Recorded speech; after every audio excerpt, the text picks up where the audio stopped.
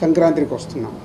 మీ అందరూ అయితే సంక్రాంతికి వస్తున్నాం మీద ఆల్రెడీ ప్రేక్షకులు కానీ ఇండస్ట్రీ కానీ ఈవెన్ మీడియా మిత్రులు కానీ అది సూపర్ హిట్ అంటున్నారు.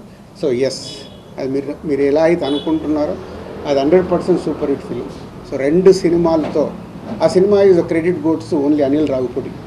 ఆ కథ చెప్పినప్పటి నుంచి ఆయననే అన్ని రకాలుగా మీదేసుకొని లేదు ఈ సినిమా రాజుగారికి ఇప్పుడు నేను అన్నాను కదా, అంటే అనిల్తో నాకు జరిగిన సంభాషణ ఎందుకు అనిల్ రిజల్ట్ దగ్గర ఏదో కారణం వల్ల పోతున్నాను, అది పోకూడదు అంటే ఆయన కూడా దాన్ని ఓన్ చేసుకొని లేదు సార్ ఈ సినిమా మళ్ళీ F2 లాగా మన బ్యానర్లో ఇది సూపర్ డూపర్ హిట్ కొట్టాల్సిందని కథ చెప్పినప్పటి నుంచి అదే సంకల్పంతో చేసి మొన్నే చూపించాడు నాకు cinema. 2 hours 20 minutes duration like F2 ఎలా అయితే ప్రేక్షకులు ఎంజాయ్ చేశారో అలా ఈ సినిమాని సంక్రాంతికి వస్తున్నాం కూడా ఈజ్ అ బిగ్ హిట్ కాబోతుంది.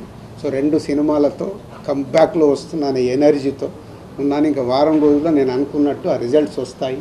తెలుగు ప్రేక్షకులు ఆ సినిమాల్ని ఎక్కడో ఉంచుతారు, సక్సెస్ఫుల్గా ఒక లెవెల్లో ఉంచుతారు.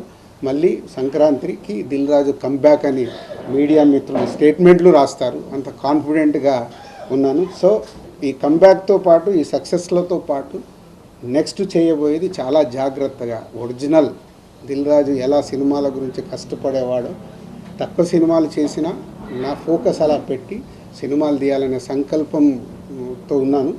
అది మీ ద్వారా మీకు తెలుగు ప్రేక్షకులందరికీ చెప్పాలని